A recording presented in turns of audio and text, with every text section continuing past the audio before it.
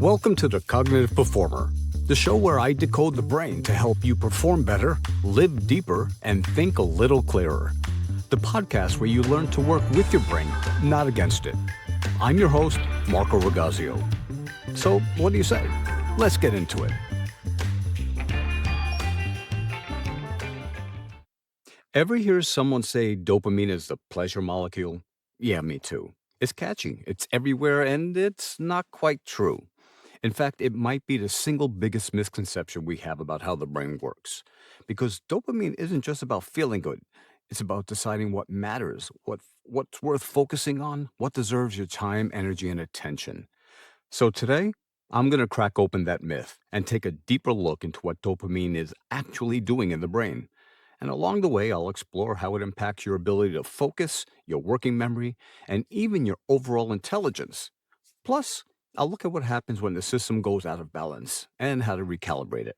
So now that we know dopamine isn't just a pleasure signal, it's a regulator, a master switch that balances focus and flexibility. But where the system really shows its power is in something called working memory, essentially the mental workplace where you do most of your complex thinking. And here's the kicker: your working memory is one of the strongest predictors of your overall intelligence. Some research suggests that efficiency of this system accounts for as much as 60% of the variability in IQ between individuals. That's not a side feature, that's the engine. Working memory isn't just about remembering a phone number for 5 seconds. That's basic short term storage. This is different.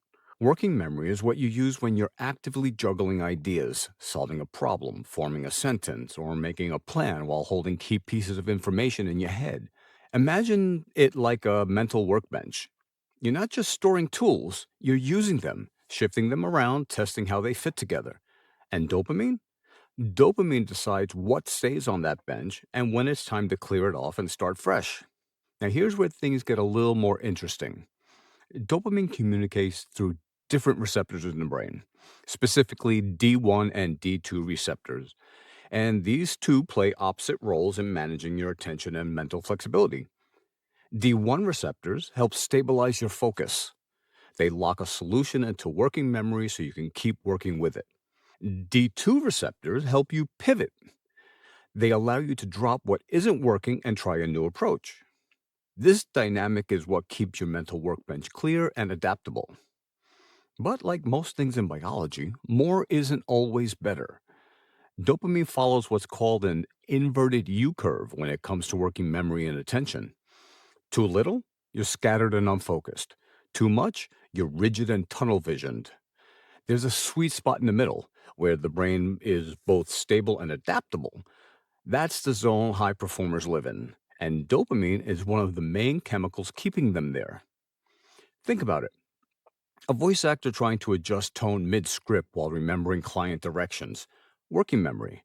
A kid solving a math problem while holding part of the equation in their head. Working memory. An athlete reading the defense while planning their next move. Again, working memory. In every case, dopamine is the one orchestrating what stays, what shifts, and what gets cleared. But what happens when this beautifully tuned system falls out of sync? When dopamine goes too low or floods the system entirely? That's where we start to see some of the most common and misunderstood cognitive challenges in modern life: ADHD, addiction, anhedonia, even burnout. That's next. When dopamine is working well, it acts like a mental conductor, guiding attention, sharpening focus, helping you adapt. But what happens when that system glitches? Well, when the signals misfire or the balance between stability and flexibility goes off track, that's when we start to see the signature patterns of disorders like ADHD, stimulant addiction, or even anhedonia, that feeling of being emotionally flat, unmotivated, or unable to experience joy. Let's start with one of the most misunderstood examples. Despite what many people still believe, ADHD has nothing to do with intelligence. ADHD is not a reflection of intelligence, it's a challenge with regulation. In fact, many people with ADHD have above average IQs, But because the condition often shows up as disorganization, forgetfulness, or inconsistent focus, it's easy, especially in school or work settings, for people to mistake it as laziness or lack of ability. That understanding has stuck around longer than it should have. We tend to think of ADHD as distractibility, but it's not always about wandering attention. Sometimes it's actually hyper focused, getting so zeroed in on one thing that everything else disappears. It's not a lack of focus, it's a focus system without breaks. So, at the network level, something strange shows up in these brain scans. In most people, the default mode network, the DMN, that we've talked about before, is your mind wandering circuit, and the task positive network, which is your focus circuit. These work like a seesaw. When one is up, the other's down. But in ADHD brains, these networks often fire at the same time. That means your daydreaming brain and your to do list brains are in conflict, splitting your intention instead of coordinating it. Now, zoom in a little closer to the chemical level, and dopamine shows up again. The low dopamine hypothesis suggests that certain circuits in the ADHD brain don't have enough dopamine to filter out background noise. Neurons start firing when they shouldn't, creating static, that mental interference that makes sustaining attention feel like trying to tune a radio with a broken dial. That's where interventions come in. Medications like Ritalin and Adderall, yes, they're stimulants, but in the ADHD brain, they don't hype things up. They actually quiet the noise by boosting dopamine availability just enough to bring the system back into balance. Even caffeine works in a similar way, especially in mild cases. It blocks the chemical that makes you drowsy, indirectly increasing dopamine and helping focus sharpen. And then there's exercise, often overlooked but powerful. It's been shown to increase dopamine levels and improve executive function, especially in kids with ADHD. Movement isn't just about, being good for the body. It primes the brain for regulation. Neuroscientist Andrew Huberman puts it well. He says, these aren't just crutches. They're tools for teaching the brain how to focus, especially a young plastic brain that hasn't learned how to do it on its own yet. Okay, now let's flip the coin. In stimulant use disorder, we also see dopamine disruption, but this time it's on the other side of the curve.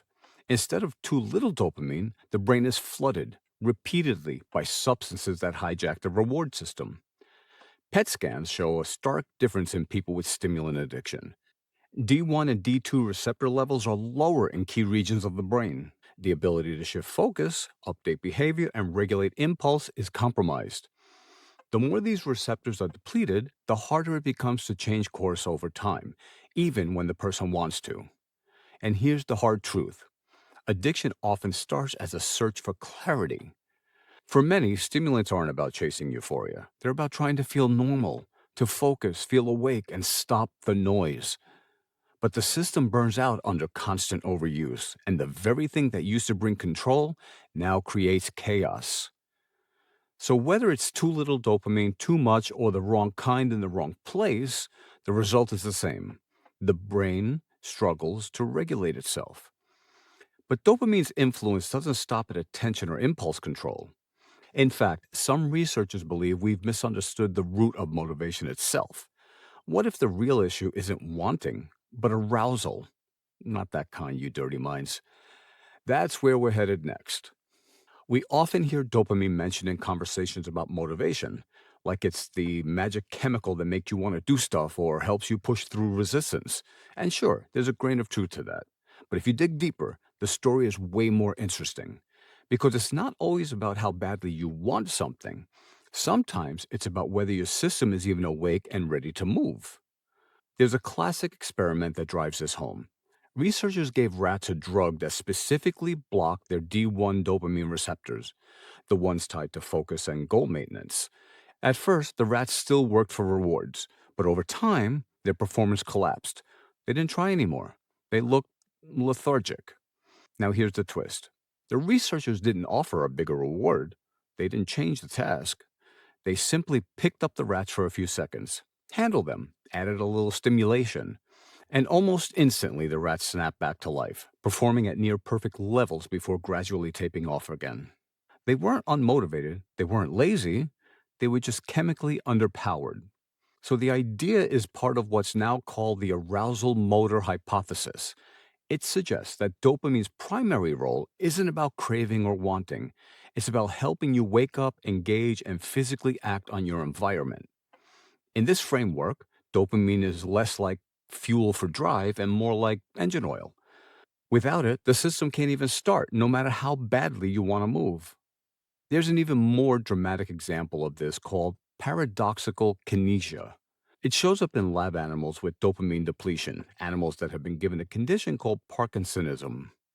That's a state that mimics the core symptoms of Parkinson's disease.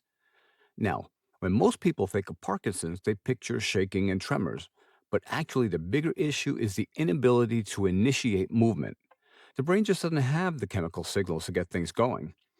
So these animals appear frozen, barely moving, sluggish, almost like the system is stalled out.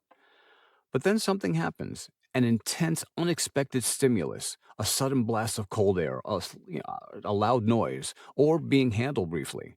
And then suddenly they move, they leap, they run, they escape, like nothing was ever wrong. That jolt of arousal overrides the lack of dopamine, just for a moment, and gives the system enough energy to act. And then, just as quickly, they go back to being frozen. So now, this changes everything. It means that some of our most common struggles, putting off a task, feeling sluggish, wondering why we just can't get going, might not be about willpower at all. They might be about state, the chemical readiness of your body and brain to act. And that opens the door to a better question than, why am I not motivated? Try this instead. Am I in the right state to do this task? Because the moment you shift from self judgment to self awareness, you stop blaming yourself and start working with your biology instead of against it. So, if dopamine isn't just a pleasure molecule and not even a motivation molecule, then what is it? It's the system that helps you focus, move, and respond. It shapes your working memory, your attention span, and how quickly you bounce back from distraction or defeat. It's not static, it's trainable, it's influenceable, it's modifiable through behavior, chemistry, and context, which means there's a lot more under your control than it seems.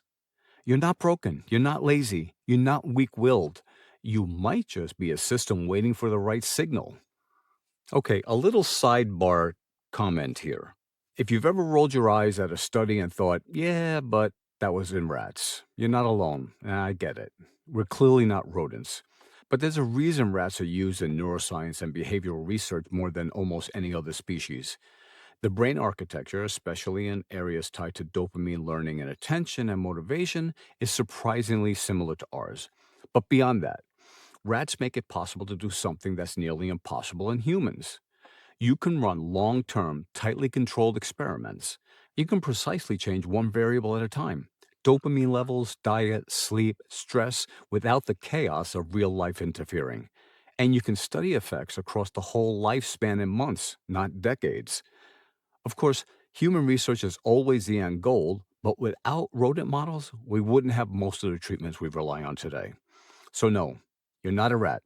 But if you've ever taken medication for ADHD, depression, Parkinson's, or even chronic pain, you've benefited from what we've learned from them. That's it for this episode of The Cognitive Performer. If something sparked a question, don't keep it to yourself. Send me an email or better yet, a voice recording at marco@thecognitiveperformer.com.